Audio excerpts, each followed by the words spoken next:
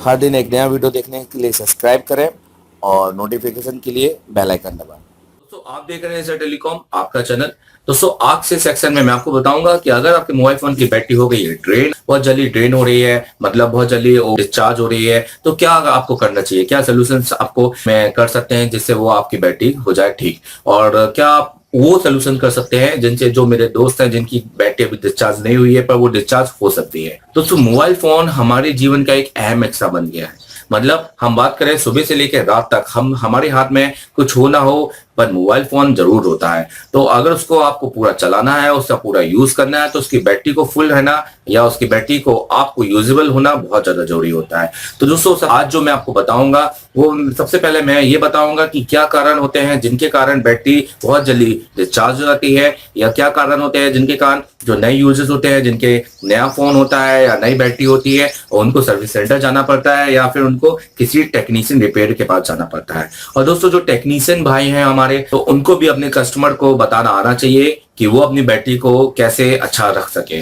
तो दोस्तों सबसे पहला जो बात है बैटरी का चार्जिंग हैबिट। तो सबसे पहली बात कि उसको कभी भी बैटरी को 0% पे चार्ज नहीं करते हैं। दोस्तों हमारी जो आदत है वो हम जब तक 0% पे ना आ जाए हम उसके बाद ही चार्ज करते हैं, तो ये बिल्कुल नहीं होना चाहिए। अगर एक बैटरी 0% तक आप लाकर और उसके बाद में पूरी फुल डिस्चार्ज करके उसको बार बार रेगुलरली चार्ज करेंगे तो उससे उसकी जो लाइफ होती है वो बहुत जल्दी घटती है। अगर आप कंपनियों के स्टैंडर्ड नॉर्म्स पढ़ेंगे तो वहां पर भी आपको ये लिखा होगा कि कम से कम 10% पे आ जाने पर आपको चार्जिंग कर लेना चाहिए और पूरी 100% भी चार्जिंग नहीं करना चाहिए। दोस्तों मोबाइल फोन की बैटरी को 90% तक आप 10% मिनिमम और 90% मैक्सिमम मान के चले। अगर आप ये एक महीने तक आप करके देखेंगे दोस्तों ये माना जाता है कि एक बैटरी बेसिकली 1000 रिसाइकल चार्जेबल हो सकती है। मतलब अगर मैं ये कहूं कि अगर 1000 को अगर मैं 365 दिन में लूं तो कम से कम 3 साल तक वो आपकी बैटरी को आप बार बार रिचार्ज कर सकते हैं। 365 मतलब कम से कम 3 साल तक आप हर दिन अपनी बैटरी को रिचार्ज कर सकते हैं दोस्तों। तो बहुत ज्यादा रिचार्जेबल करने के बाद तो जो उनके बैटरियों के जो सेल होते हैं दोस्तों वो डिग्रेड होते हैं। तो दोस्तों महीने में एक बार आपको आपकी बैटरी को 0% तक लाकर और 0% तक ले आइए, उसके बाद उसको रिचार्ज किए 100% तक। तो उसमें ये माना जाता है कि उसके जो सेल होते हैं वो रिगेन हो जाते हैं। दोस्तों मेरा ये कहना बिल्कुल नहीं है कि आप हर समय उसको 0% पे लाके 100% कीजिए। मैंने पहले टर्म्स में आपको पहली पॉइंट में आपको कहा था कि आप सबसे पहले अपने मोबाइल फोन की बैटरी को 10% मिनिमम चार्ज कीजिए कि 10 से नीचे मत जाने दीजिए, और जो मैक्सिमम है वो 90% तक चार्ज कीजिए।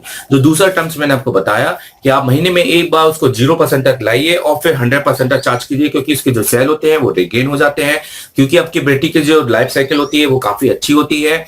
और अगर हम बात करें आजकल जितनी भी जो बैटरियां आ रही हैं वो सब सील पैक आ रही है। दोस्तों पहले के जो मोबाइल फोन होती थी उनकी जो बैटरियां होती थी वो बेसिकली निकाल के आप बूस्ट कर सकते थे। आपको जो अलग अलग चार्जर होते थे वो आप चार्जर में लगा के उसको रिचार्ज कर सकते थे। पर जो अभी बैटरी आ रही है सील पैक आ रही है, बहुत ज्यादा अधिकतर अगर उसको डिस्चार्ज ना होने दें और बहुत ज्यादा मैक्सिमम उसको चार्ज ना करें दोस्तों।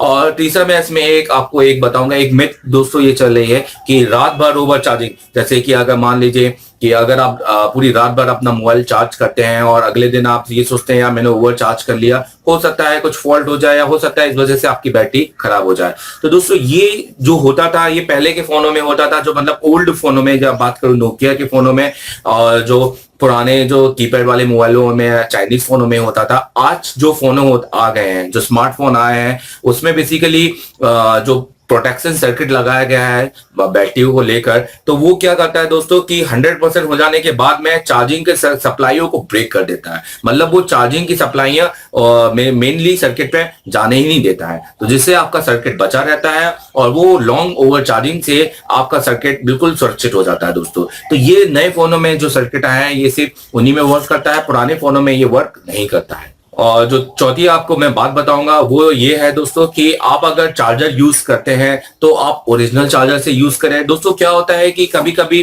के साथ भी टेस्टेड आउटपुट कितना मिली एम्पियर उसका चार्जर है, कितना पावर कंजप्शन उसको मिलना चाहिए और कितना उसमें तक जाना चाहिए। तो अगर हम बेसिकली बात करेंगे 5 to 6 वोल्ट एक स्टैंडर्ड पॉलिसी के हिसाब से चार्जर का आउटपुट बनाया जाता है। पर अगर आप किसी चाइनीज चार्जर की बात करेंगे, किसी खराब चार्जर, या आप किसी दोस्त के यहाँ बैठे हुए हैं या किसी दुकान वाले के यहाँ या कहीं पे भी आप बैठे हुए हैं और आपने कोई सा भी एक चाइनीज या आपने कोई सा भी चार्जर लगा लिया, हो सकता है उससे आपको ज्यादा आउटपुट वोल्टेज मिल जाए, 6, 7, 8 या 12 तक भी मिल सकता है। तो ये बेसिकली आपके मोबाइल फोन की चार्जिंग के लिए भी, बैटरी के लिए भी खराब है। कभी कभी इसमें बैटरी फूल भी जाती है दोस्तों। दूसरी बात, उसके बाद में सर दोस्तों, पानी से अपने बैटरी को बचाएं, क्योंकि आपको पता ही है पानी में जाने पर बैटरी बेसिकली फूल जाती है। तो कोशिश ये करें कि अगर पानी बाहर गिर रहा है, बारिश हो रही है, तो या तो मोबाइल फोन ले ही ना जाए, या लेके जाए तो उसको बिल्कुल कवर पॉलिथीन में पैक करके लेके जाएं, या अगर आप कार के अंदर हैं तो ठीक है। अगर क्योंकि उसमें दोस्तों पीछे बैक कवर में भी पानी जाता है, कहीं पे भी पानी जाता है, बैटरी में सबसे पहले पानी जाता है, और जिसके कारण बैटरी आपकी खराब होती है दोस्तों। और दोस्तों एक चीज और, अगर आपकी बैटरी खराब भी होती है, अगर आपको उसके बाद लॉन्ग अच्छी चार्जिंग यूज करना है, आप चाहते हैं कि मेरा जैसा 10 घंटे तक चार्ज होता था, अभी मेरा नई बैटरी लगाने पर नहीं होता है, तो आप उसकी ओरिजिनल बैटरी ही चार्ज करें दोस्तों, क्योंकि कंपनी भी अपनी बैटरी को अपने हिसाब से टेस्ट करता है। अगर आप किसी की भी चाइनीज बैटरी को आप यूज करेंगे, हो सकता है कि वो पावर कंजप्शन उतना ही बताए पर वो उतनी चार्जिंग आपको ना दे पाए दोस्तों। दोस्तों ये तो रहे कि जो आपकी आप बैटरी को क्या लॉन्ग लाइफ या बात करें 2 या 3 साल तक आप इसको अच्छा चला सकते हैं। अब हम बात करेंगे डेली। अगर आपको अपना चार्जिंग डेली बनाए रखना है तो मेरे कुछ स्टेप्स आप ध्यान रखिएगा। सबसे पहली बात, आप अपने दिन भर अगर आप मोबाइल फोन, देखिए दोस्तों हम 24 घंटे तो मोबाइल फोन यूज नहीं करते हैं, तो आप जितना भी मोबाइल फोन यूज करते हैं तो उसका जो ब्राइटनेस होता है वो ब्राइटनेस को हमेशा थोड़ा कम करके रखिए दिन में। कभी कभी क्योंकि हमें वो ब्राइटनेस की जरूरत नहीं पड़ती है, या कभी हम कमरे के अंदर होते हैं, ऑफिस के अंदर या घर के अंदर, तो हमें वो मेनली कम ब्राइटनेस पे भी हम उसमें वर्क कर सकते हैं। जो दूसरा होता है वो डिस्प्ले स्क्रीन टाइम आउट होता है। बेसिकली हर मोबाइल फोन का डिस्प्ले स्क्रीन टाइम आउट होता है कि कितने टाइम के बाद वो डिस्प्ले अपने आप बंद हो जाएगी। ये पावर कंजप्शन होता है जो आपकी बैटरी की लाइफ को ये बढ़ाएगा दोस्तों।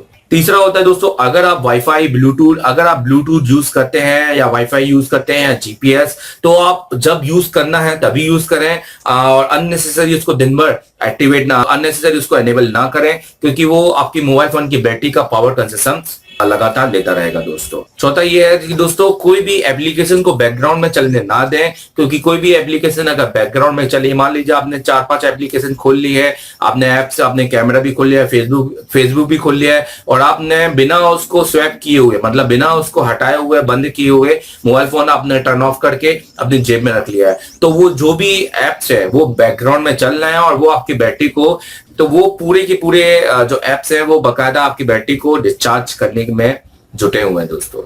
ज्यादातर जो हम मोबाइल फोन में वाइब्रेटर यूज करते हैं, कॉलिंग के टाइम पे यूज करते हैं, तो मेरी भी यही है कि अगर आपको मोबाइल फोन की बैटरी दिन भर अगर बनाए रखनी है तो सिर्फ वाइब्रेटर अगर यूज करना है तो कॉलिंग के टाइम पे यूज करें।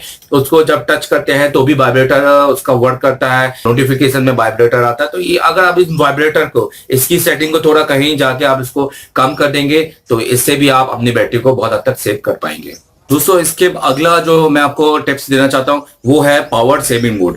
तो दोस्तों ज्यादातर जो स्मार्ट मोबाइल होते हैं उसमें पावर सेविंग मोड होते हैं, तो आप ये कोशिश कीजिए कि आप अपने मोबाइल में पावर सेविंग मोड को ऑन करके रखिए।